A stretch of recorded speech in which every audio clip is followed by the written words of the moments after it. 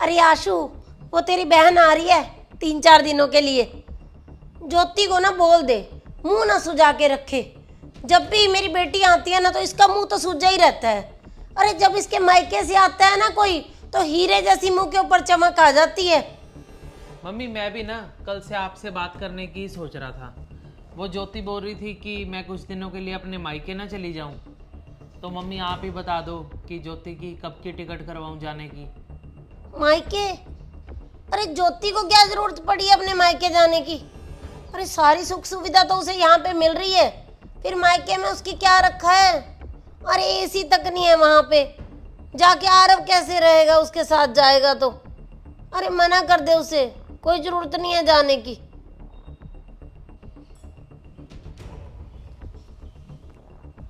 सारा साल मैं बहू बनकर और पत्नी बनकर सारे फर्ज निभाती हूँ। कुछ दिनों के लिए अपने मायके जाना चाहती हूँ, बेटी बनना चाहती हूँ।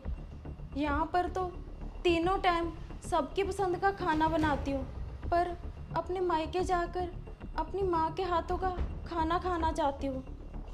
कुछ जीना चाहती हूँ, अपनी सहेलियों से बातें करना चाहती हूँ। मम्मी ज्योति के मम्मी पापा को भी तो लाड आता होगा कि आरव हमारा नाती है, कुछ दिन आकर हमारे पास रहे। तो मम्मी जाने दो ना ज्योति को। आशु तेरी मर्जी नहीं यहाँ पे चलेगी, मैं खुद देख लूंगी जब उसे भेजना हुआ। जा तू अपने काम पे, दिमाग खराब करता जा रहा है मेरा ऐसे ही। जाने दो इसे, घर में बेटी आ रही है और बहू को भेज दूं मैं। ए ज्योति बात सुन। हाँ जी मम्मी। पहले मेरे लिए 1 गिलास लस्सी का बना दे, दिमाग गर्म हो गया है मेरा। और उसके बाद मशीन लगा ले, सारे घर के पर्दे उतार दे, चादरें उतार दे और सारे मैट जल्दी से अच्छी तरह सफाई कर दे और कपड़े धो दे। उसके बाद बढ़िया सा खाना बना ले, मेरी बेटी पहुंच जाएगी दोपहर तक। मम्मी अंजलि ना दोनों बच्चों के साथ आ रही है, तो घर का काम ना मेरा बढ़ जाता है। तो मैं सोच रही थी हम काम वाली ना लगा लें, तो वो ना मेरी रसोई में हेल्प कर देगी, आटा गूंद देगी, बर्तन मांज लेगी, थोड़े से कपड़े तय लगा देगी। तो मैं भी अंजलि के साथ बातें कर लूँगी मम्मी। शाबाश बहू शाबाश। काम वालियां दहेज में ले आती? तेरे बाप ने तो करोड़ों रुपया दे रखा है ना दहेज में। घर भी दे देते, काम वालियां भी दे देते। घर देने का रिवाज मम्मी अभी तक बना नहीं है। जो सामान दहेज में दिया जाता है वो तो मेरे पापा ने दिया है। मैं तो सिर्फ मम्मी इतना ही कह रही थी, एक काम वाली लगा लेते हैं। मैं ज़्यादा काम करती हूँ तो बीमार पड़ जाती हूँ।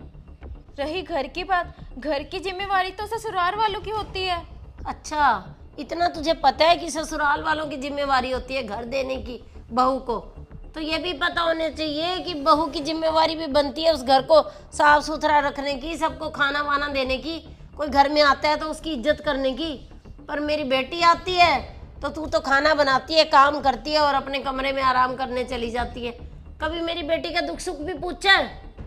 चल अब हाथ जोड़ती हूँ, दिमाग मत खराब कर, जितना मेरे से हो पाएगा करवा दूंगी। और जा अंदर लस्सी बना के दे और उसके बाद हम मशीन लगा ले, डस्टिंग मैं कर देती हूँ। अच्छी मुसीबत है।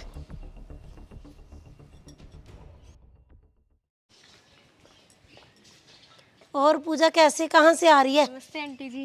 नमस्ते। बस आंटी बच्चों को ना ट्यूशन छोड़ के आ रही थी। बारिश के कारण स्कूल की तो छुट्टियां होगी, घर पे ना बहुत परेशान करते हैं। अरे तू मायके चले जाना था कुछ दिन के लिए। बस आंटी जी इस बार मायके तो नहीं जा पाऊंगी। क्या बताऊं आंटी आपको, जब से मेरी मम्मी इस दुनिया से चली गई है ना, मेरे भैया भाभी ने तो मुझे मायके बुलाना ही छोड़ दिया है। अरे नहीं बुलाते तो खुद से चली जा, तेरे भाई भाभी का घर है, मायका है। अरे मायके में तो इतना जोर चलता ही है फिर। नहीं जा सकती ना आंटी जी, और इसमें सारा का सारा कसूर भी मेरा ही है। क्योंकि आंटी जी जब मेरे मम्मी थे ना इस दुनिया में, तब मैं जब भी मायके जाती थी तब मेरी मम्मी भी मुझे यही सिखाती थी कि बेटा अपने मायके आई है, यहाँ पे तो सिर्फ आराम कर, कोई काम नहीं करवाना भाभी के साथ। और मैं भी वहाँ जाके भाभी के साथ कोई भी काम नहीं करवाती थी, बल्कि मैं और मम्मी सिर्फ और सिर्फ भाभी को परेशान करते थे, उनके ऊपर हर काम का हुक्म चलाते रहते थे और उनके मायके वालों की बहुत बुराइयां करते थे। भैया को भाभी के खिलाफ भड़काते रहते थे। तो इन सब बातों की वजह से ना आंटी जी मेरे भैया भाभी में और मेरी मम्मी और भाभी में सब में काफ़ी ज़्यादा लड़ाइयाँ हुई। तो बस उसके बाद जब मम्मी इस दुनिया में नहीं रहे तो मेरे भैया भाभी ने मुझे बुलाना ही छोड़ दिया। तो बस आंटी जी, जो लड़कियां ना अपनी माँ के साथ मिलके अपनी भाभी के साथ ऐसा व्यवहार करती हैं ना, तो माँ के जाने के बाद उनका तो मायका ख़त्म हो जाता है। चलो चलती हूँ आंटी जी मैं। अरे मैं भी तो यही सब कर रही हूँ। जब भी अंजलि आती है मैं बहू को परेशान करना शुरू कर देती हूँ। अगर मैं कल को ना रही तो मेरी बेटी का भी मायका ख़त्म हो जाएगा। नहीं नहीं,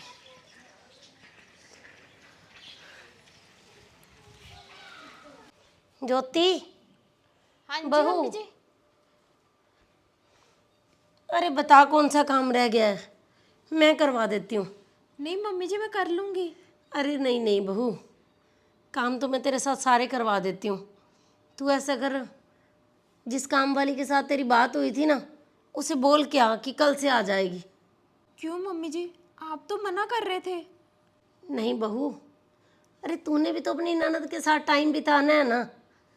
अरे तुम दोनों में प्यार होना ज्योति बहुत ही ज़रूरी है। कल को मैं रहूँ ना रहूँ, अरे अंजलि ने तो तेरे पास ही आना है ना। मायका तो भाई भाभी से ही होता है। अगर तेरे साथ प्यार होगा उसका तभी तो उसे बुलाया करेगी ना। हाँ जी मम्मी। और अंजलि के जाने के बाद ना तू भी कुछ दिन अपने मायके चली जाना।